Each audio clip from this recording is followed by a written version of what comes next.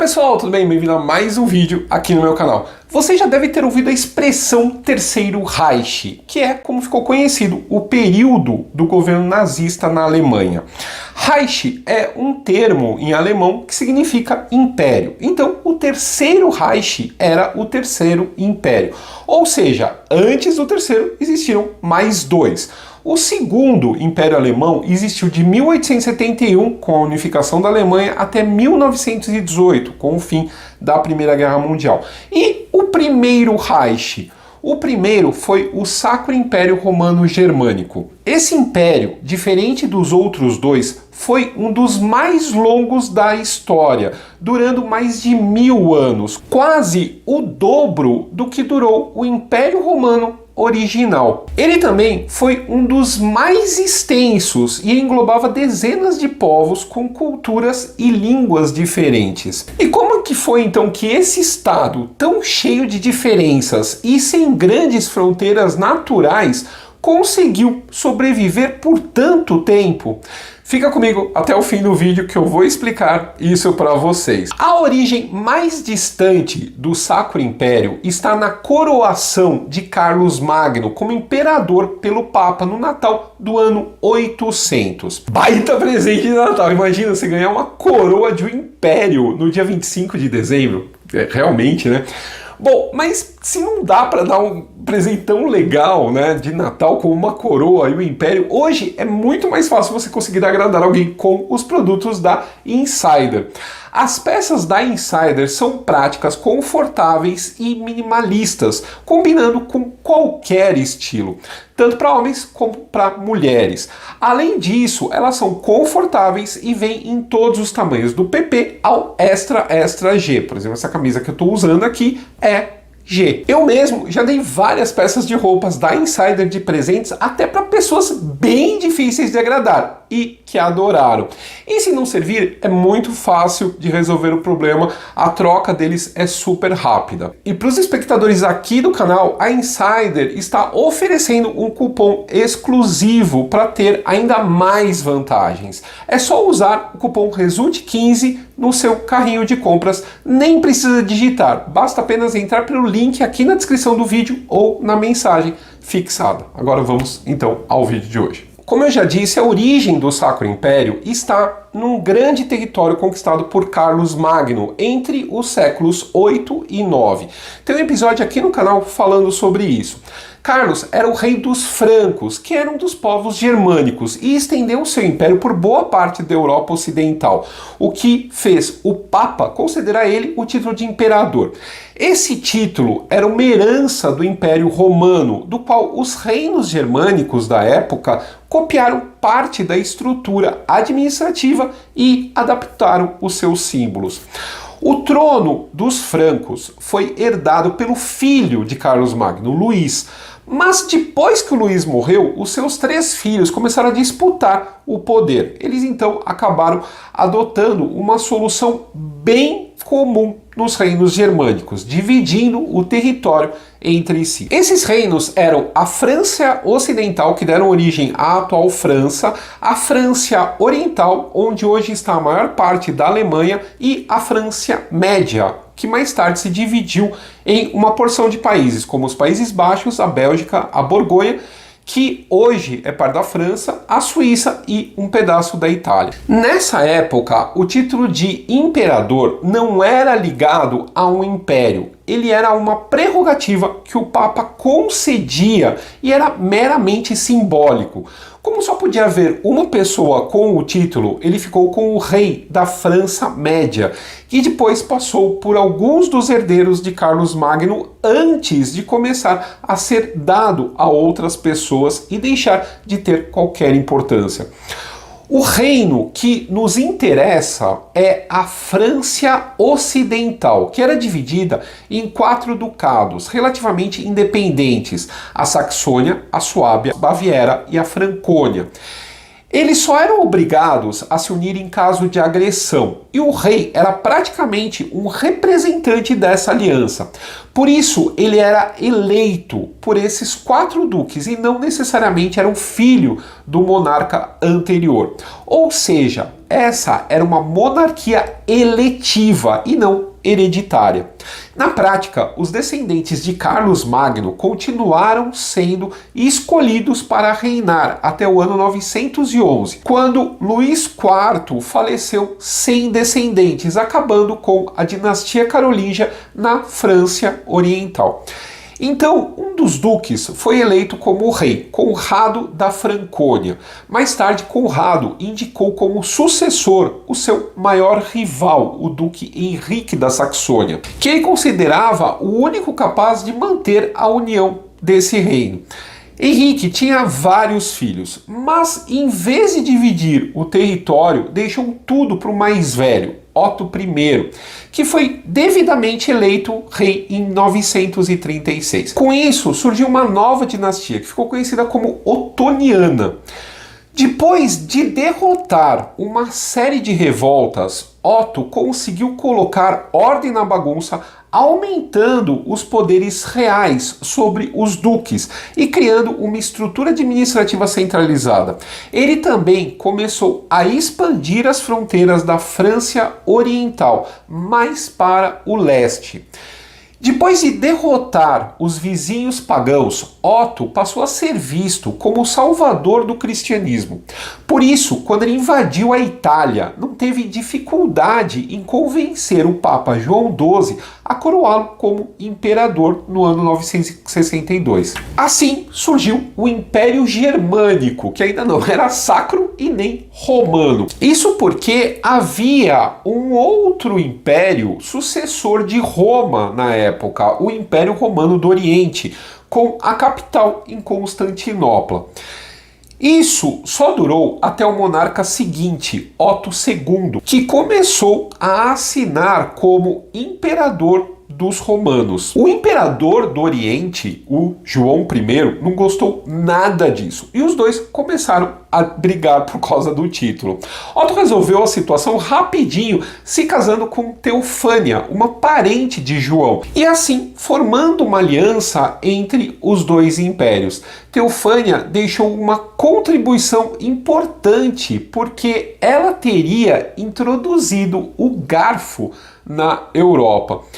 Durante o período da dinastia otônica, a eleição do imperador passou a ser quase uma formalidade, já que o sucessor indicado pelo imperador anterior era sempre o escolhido. O império também incorporou vastas regiões da Itália e anexou a Boêmia, atualmente parte da República Tcheca. O último imperador otônico foi Henrique II, que morreu em 1024 sem deixar herdeiros.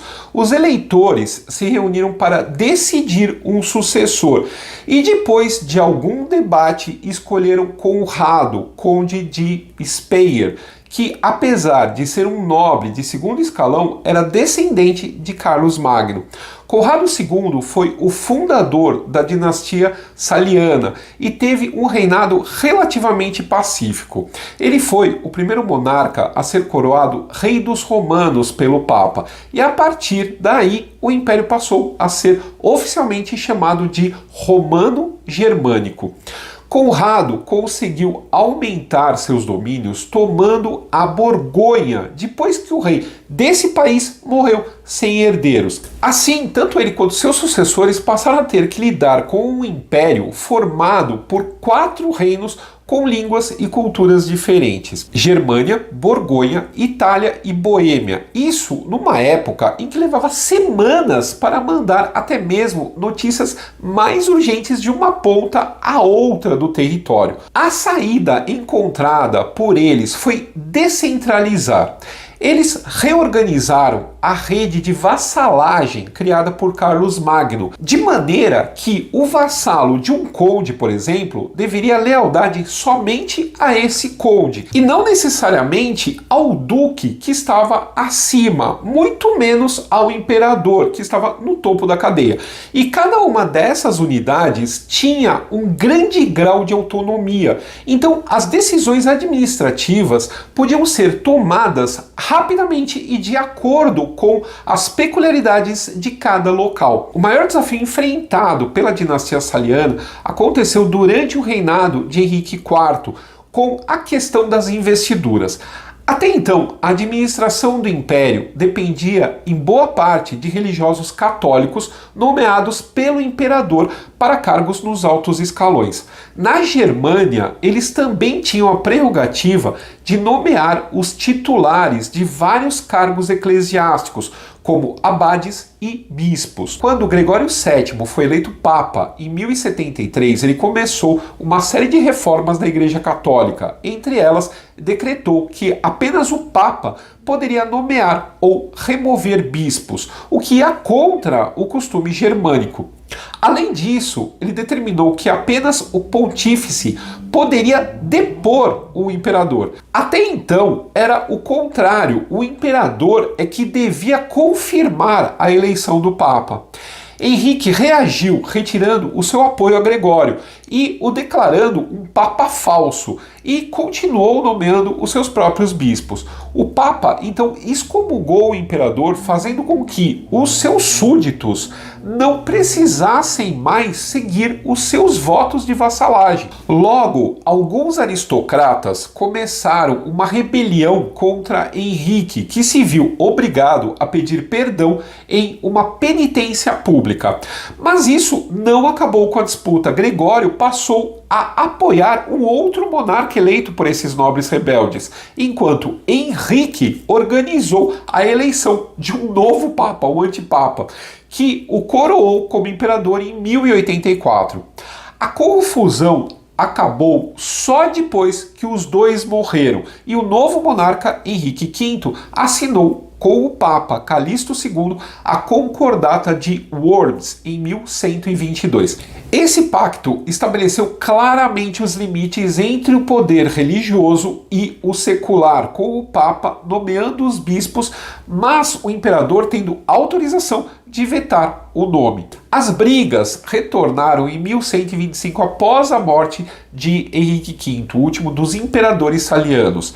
Ele tinha nomeado como herdeiro um sobrinho, mas os eleitores decidiram escolher outro nobre, o Duque da Saxônia, que reinou como Lotário III. Lotário queria ser sucedido pelo genro, o Duque Henrique da Baviera, que tinha o apoio do Papa, mas de novo os nobres ignoraram a escolha e elegeram o Duque Conrado da Suábia como imperador. Isso deu início a uma disputa entre a família de Henrique, os Welf ou Guelfos, e a família de Conrado, os Hohenstaufen ou Ghibellinos.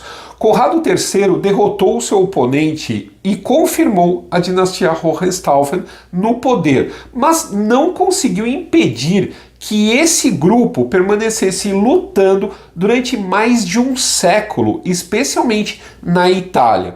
Os guelfos eram os apoiadores do Papa e os ghibellinos os que apoiavam o imperador.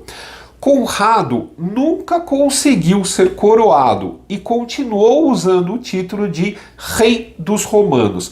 Mas quando estava morrendo, ele tomou uma decisão para tentar enterrar de vez a controvérsia. Em vez de indicar o filho como sucessor, ele nomeou o sobrinho, Frederico, que era ghibellino por parte de pai e guelfo por parte de mãe. Se isso não fosse o bastante para deixar todo mundo contente, o novo herdeiro, Frederico Barba-Ruiva, como ficou conhecido, também já tinha se mostrado um líder militar competente. Por exemplo, ele participou da Segunda Cruzada ao lado do tio, o imperador Conrado. Não importa que ela tenha sido um fiasco, como eu contei no episódio sobre essas guerras religiosas. O importante é que ele participou. Frederico continuou mostrando seu talento para a guerra durante uma série de campanhas no norte da Itália, para consolidar o seu poder na região. Em 1155, depois de diversas vitórias na Lombardia, ele foi coroado rei da Itália. Em seguida, foi ao auxílio do Papa Adriano IV, que estava sitiado por um movimento republicano em Roma. Enquanto as tropas imperiais sufocavam a revolta, o Papa coroou Frederico I como imperador em 18 de junho de 1155. Com essa nova aliança entre o imperador e o Papa, Frederico adicionou sacro ao nome do seu país e passou a ser chamado Sacro Império Romano Germânico. Mas ele não se destacou só pelas proezas militares. Frederico também unificou a legislação dos seus territórios, tomando como base o antigo direito romano. Com isso, ele colocou todos os seus súditos sob um sistema único de jurisdição e processo legal, evitando que alguém tentasse se safar de um crime, alegando que era vassalo de um outro senhor de uma outra região que tinha uma outra lei. Frederico morreu afogado quando estava a caminho da Terceira Cruzada e seus sucessores continuaram o trabalho de engrandecer o império, tanto em termos de poder quanto de território. Durante a dinastia Hohenstaufen, o Sacro Império atingiu sua maior extensão territorial, desde a Sicília até a Dinamarca e desde a Provença até a Polônia. O último imperador da dinastia foi Frederico II, considerado um dos maiores monarcas de toda a Idade Média. Ele continuou aumentando seu poder, mas também fortaleceu a descentralização do império, com os príncipes e duques ganhando o poder de legislar em seus territórios. Isso ajudou a melhorar a ordem e a fortalecer a paz dentro do país. Afinal, Frederico gostava tanto de paz que quando ele liderou a Sexta Cruzada, ao invés de lutar, ele fez um acordo com o sultão do Egito e foi coroado rei de Jerusalém em 1230, sem derramar uma única gota de sangue. Frederico foi sucedido pelo seu filho Conrado, mas ele morreu 4 anos depois. E dessa vez os eleitores não conseguiram entrar em um acordo de jeito nenhum sobre quem deveria reinar. Esse foi o chamado Grande Interregno, em que o império não teve nenhum imperador que todo mundo aceitasse. O conde Guilherme da Holanda foi quem mais chegou perto, chegando inclusive a usar o título de rei dos romanos depois de conseguir o apoio de alguns dos eleitores, mas ele também morreu jovem. Mais tarde, uma parte dos eleitores resolveram oferecer o título ao rei de Castela, Afonso X, enquanto outros preferiam Ricardo, um filho de João da Inglaterra. Mas nenhum dos dois conseguiu apoio o suficiente para reivindicar o trono do império. E enquanto os eleitores não se decidiam, o poder imperial foi se tornando cada vez mais insignificante, o que fortaleceu a independência dos senhores locais. Levou mais de 20 anos para que os eleitores decidissem por um nome finalmente, que não desse briga, o que só aconteceu em 1273. Mais uma vez, o escolhido foi um conde de pouca importância, Rodolfo de Habsburgo, que era afilhado do imperador Frederico II. Rodolfo I colocou o seu nome na história como o primeiro da dinastia que mais tarde se tornou quase que sinônimo de Sacro Império. Ele tentou consolidar o poder imperial tomando vários territórios como possessões diretas da monarquia. Em troca da lealdade dos nobres, Rodolfo repassou vários deles, mas manteve o Ducado da Áustria, que passou a ser o centro do poder dos Habsburgos. Mesmo assim, ele não conseguiu manter a paz dentro das suas fronteiras. E o império continuou uma bagunça, com todo mundo brigando contra todo mundo. Embora Rodolfo usasse o título de imperador, nem ele e nem os seus sucessores imediatos chegaram a ser coroados pelo Papa. Assim, essa obrigatoriedade aos poucos caiu em desuso, tanto que só 4 dos imperadores que vieram depois é que tiveram a participação do Papa ou de um dos seus enviados na coroação. O que manteve a existência do título foi uma mistura de tradição e das exigências de um império com tanta diversidade cultural. Os Habsburgos não ficaram muito tempo no poder dessa primeira vez. O terceiro imperador dessa dinastia, Alberto, foi assassinado em 1308 e para sucedê-lo foi eleito Henrique VII, que era da dinastia de Luxemburgo. Depois dele, o trono passou para Luís IV, o único imperador da casa dos Wittelsbach, que reinaria na Baviera até o fim da monarquia nesse país. Depois dele, o trono do Sacro Império voltou para os Luxemburgo, com Carlos IV. Foi Carlos quem resolveu colocar ordem nessa bagunça, para acabar de vez com as disputas entre as casas dinásticas. Em 1356 ele promulgou a chamada Bula Dourada, que regulava a eleição do imperador e formalizava quem podia ter o direito de votar, os chamados príncipes eleitores. Os eleitores eram os arcebispos de Mainz, Treves e Colônia, o rei da Boêmia, o conde palatino do reino, o duque da Saxônia e o marquês de Brandemburgo. A partir dessa regulamentação, o apoio do Papa deixou completamente de ser necessário, o que aumentou o poder do Estado e reduziu o da Igreja. Isso era um sinal das mudanças de mentalidade que estavam acontecendo na Europa e que iam levar nas décadas seguintes ao início da Renascença, como eu expliquei neste outro episódio aqui no canal. O filho de Carlos, Sigismundo, tentou continuar com essas reformas do Império, mas enfrentou dificuldades e ainda por cima morreu sem sucessor em 1437. Então, os eleitores decidiram trazer os Habsburgos de volta ao poder. Eles escolheram como rei dos romanos o genro de Sigismundo, Alberto II, que não chegou a ser coroado imperador.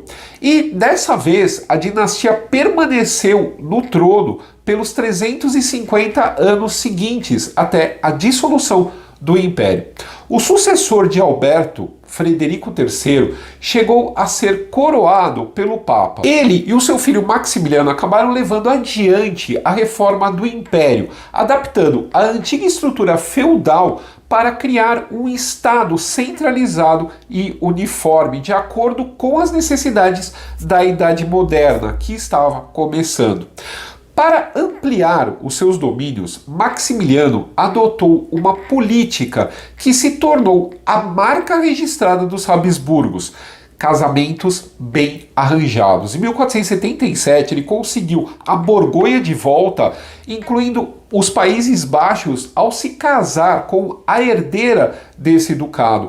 Nos anos seguintes, ele acertou o casamento do seu filho Filipe com Joana, que era filha dos reis católicos Fernando e Isabel. Eu falei deles nesse outro episódio. Com isso, o filho de Filipe e Isabel não só herdaria o Sacro Império, o trono do Sacro Império, como Castela e Aragão, que seriam unificadas como a Espanha. Esse filho, chamado de Carlos V no Sacro Império e Carlos I na Espanha, foi um dos imperadores mais poderosos de todos os tempos. Não só ele governava sobre todos os países mais importantes da Europa, como também controlava as colônias espanholas na América, justamente na época em que elas começaram a se tornar uma grande fonte de renda para a metrópole. Ele também foi o último imperador do Sacro Império a ser coroado pelo Papa em 1530. Mas isso não quer dizer que ele tenha reinado sem problemas. E o maior deles começou com uma questão religiosa. Em 1517, o monge augustiniano Martinho Lutero pregou na porta de uma igreja uma série de 95 teses que desafiavam a doutrina católica.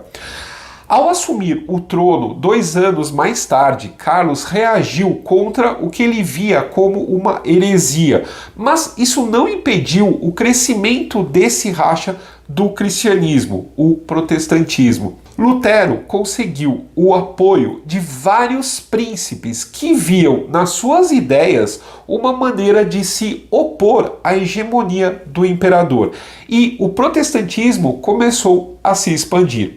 Eles se uniram numa liga que enfrentou as forças imperiais em 1547, mas foram derrotados. Mesmo assim, esses conflitos de origem religiosa expuseram os limites de poder do imperador e a instabilidade do império.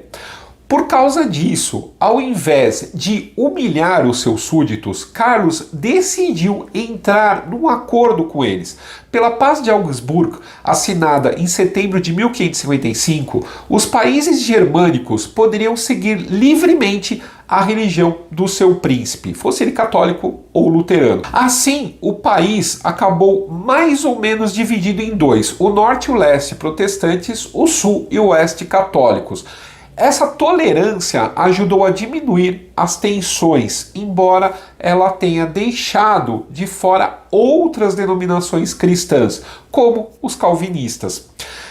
Nessa altura, o imperador Carlos já estava bem cansado de guerra e tinha começado a arrumar a sua própria sucessão.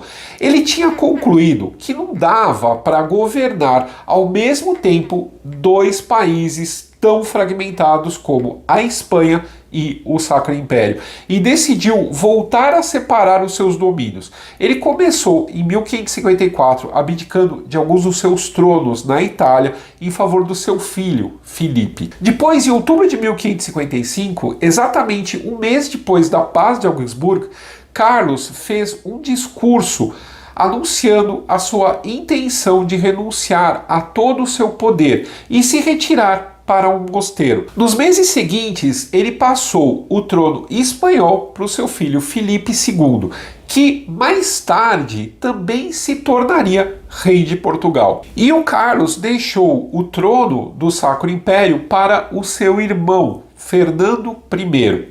Carlos faleceu 3 anos mais tarde no mosteiro na Espanha. Depois de Carlos, a importância do Sacro Império na política europeia foi diminuindo aos poucos. Um dos motivos eram as divisões religiosas, que acabaram colocando um freio nas ambições imperiais para não descontentar os príncipes protestantes que dominavam muitas das regiões mais ricas do império. Mas também houve fatores externos, por exemplo, a ameaça do Império Otomano, um estado muçulmano que disputava com o Sacro Império a região dos Balcãs. Além disso, também ocorreu a ascensão da França como potência, cuja influência foi aumentando ao longo do século XVII. Lógico que tudo isso levou a conflitos, como a Guerra dos 30 Anos, que teve início em 1618 com a chamada Defenestração de Praga, quando 3 magistrados católicos foram literalmente jogados pela janela por oponentes protestantes. A disputa começou como um conflito interno do Sacro Império e se misturou com a Guerra dos Países Baixos para se tornarem independentes da Espanha, e acabou se estendendo para um conflito envolvendo vários países, especialmente a França. O fim da guerra veio com a Paz de Westfália, uma série de tratados assinados em 1648. Esse acordo é tão importante que muitos estudiosos o consideram como a base das relações internacionais modernas.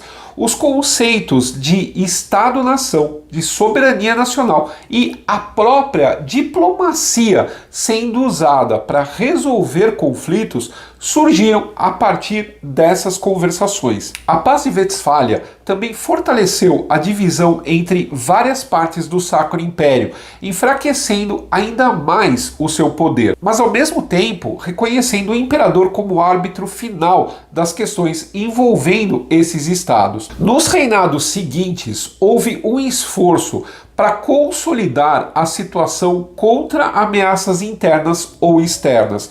Os otomanos, por exemplo, chegaram a sitiar Viena em 1683. Eles foram finalmente derrotados em 1717, ironicamente, pelas mãos de um general francês, o príncipe Eugênio de Saboia. Tem um episódio aqui no canal só sobre ele. O príncipe Eugênio também foi fundamental para resolver uma outra crise.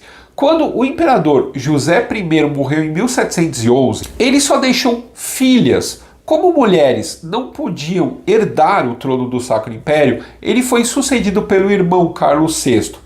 Para que isso não se repetisse, em 1713, Carlos assinou a Pragmática Sanção, permitindo que a sucessão dos seus domínios pudesse passar para herdeiras do sexo feminino.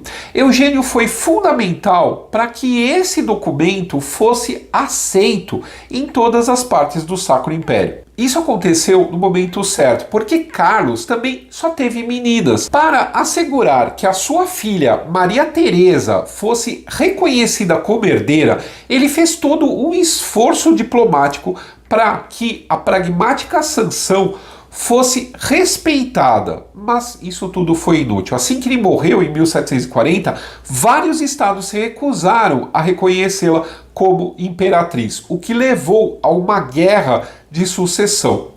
Maria Teresa venceu a guerra, mas não foi aquela vitória. Ela assegurou o seu direito ao trono dos Habsburgos, mas perdeu alguns territórios e teve que se contentar com o título de Rainha da Áustria, porque os eleitores se recusaram a confirmá-la como imperatriz. Em vez disso, eles elegeram o marido dela, Francisco Estevão, Duque de Lorena, que se tornou imperador como Francisco I. Mas na prática deu na mesma, porque quem mandava, quem reinava de verdade era Maria Teresa. Ela era considerada uma déspota esclarecida, que aplicou as ideias, ou boa parte das ideias do iluminismo no seu governo. Francisco Estevão se dedicava mais a cuidar dos seus 16 filhos, entre eles a famosa futura rainha da França, Maria Antonieta. O final do século XVIII foi um período de relativa paz no Sacro Império, até que um acontecimento chacoalhou as fundações dos países europeus, a Revolução Francesa, uma verdadeira ameaça para as monarquias absolutistas. Do dia para a noite, elas viram que podiam ser derrubadas e substituídas por um regime com apoio popular, e que o chamado direito divino não obrigava mais as populações a aceitar um governante hereditário. Em 1791, o Sacro Império e a Prússia assinaram a Declaração de Pillnitz, convidando as outras potências europeias a se unir a eles para restaurar o regime do rei Luís XVI da França, marido de Maria Antonieta. A Prússia, até então, era uma das rivais do Sacro Império, com os dois países lutando pelo controle das regiões germânicas. Essa declaração acabou piorando as coisas e levando à execução de Luís XVI em janeiro de 1792. O Sacro Império declarou então guerra à França em abril, um mês depois da subida de Francisco II ao trono.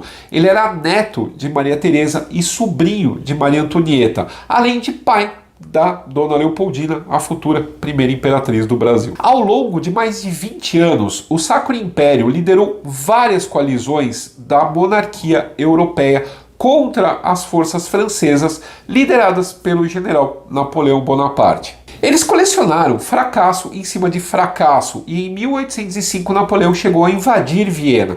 Pouco depois, ele derrotou os exércitos da Terceira Coalizão na Batalha de Austerlitz e obrigou Francisco II a assinar uma paz que retirou vastas áreas do controle do Sacro Império. Os domínios do norte da Itália passaram para a mão dos franceses, enquanto os estados entre a Prússia e a França se tornaram independentes, reunidos por Napoleão na chamada Confederação do Reno, em 1806. Esse foi o ponto final na longa decadência do Império. Francisco II viu o domínio dos seus antepassados praticamente se dissolver. Ele renunciou ao trono do Sacro Império, que acabou com a Confederação do Reino, mas ele continuou sendo imperador. Isso porque, já antevendo a possibilidade da perda da coroa, ele reorganizou seus estados após Austerlitz, reunindo todos os domínios da família Habsburgo no Império Austríaco. E dessa forma acabou o primeiro Reich. Mas e o segundo? Bom, depois da derrota de Napoleão em 1815, a Áustria e a Prússia começaram a disputar o controle dos outros estados germânicos independentes. A Prússia acabou vencendo a disputa, o que levou à unificação da Alemanha em 1871. Esse estado passou a ser o segundo Império Germânico, portanto, o segundo Reich. Este império só sobreviveu 47 anos e terminou em 1918. Já o terceiro Reich durou ainda menos, da ascensão de Hitler em 1933 até 1945. Então, qual foi o segredo do primeiro Reich para ele durar um milênio, desde a Alta Idade Média até a época de Napoleão? Esse segredo está justamente no que também pode ser considerado uma das suas maiores fraquezas, a descentralização do poder. Como o império era muito fragmentado, a maior parte das decisões políticas eram tomadas nos próprios locais, bem perto das pessoas que iam ser afetadas por essas decisões. Isso criava um equilíbrio que dificultava o enfraquecimento do sistema como um todo. Assim, mesmo que o imperador tomasse alguma decisão bem estúpida, era muito difícil que os seus efeitos se espalhassem por todo o império. Sempre haveria algum tipo de contenção. Isso também permitia com que os problemas locais fossem resolvidos rapidamente, sem tanta burocracia.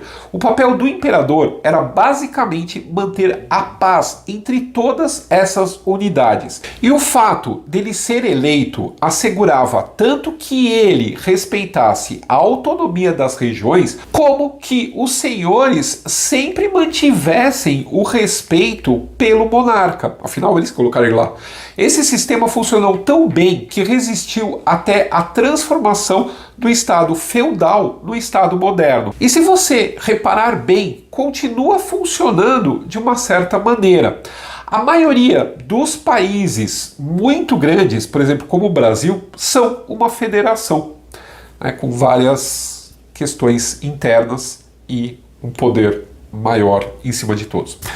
Bom, pessoal, era essa a história que eu tinha para contar para vocês. Espero que vocês tenham gostado. É uma longa história, com várias dinastias, mas eu acho que deu para montar um pouco esse quebra-cabeça que foi o Sacro Império.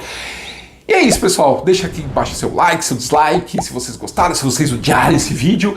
Não se esqueçam de compartilhar esse episódio. Para ajudar o canal, assistindo o vídeo até aqui foi muito bom, mas vocês podem entrar para o clube do canal ou então mandar um Pix para nós. Não esqueçam de olhar se vocês continuam ativados aí com as notificações, se você está inscrito no canal. Se você não tiver inscrito, por favor, se inscreva, tá bom? Um abraço, até o próximo.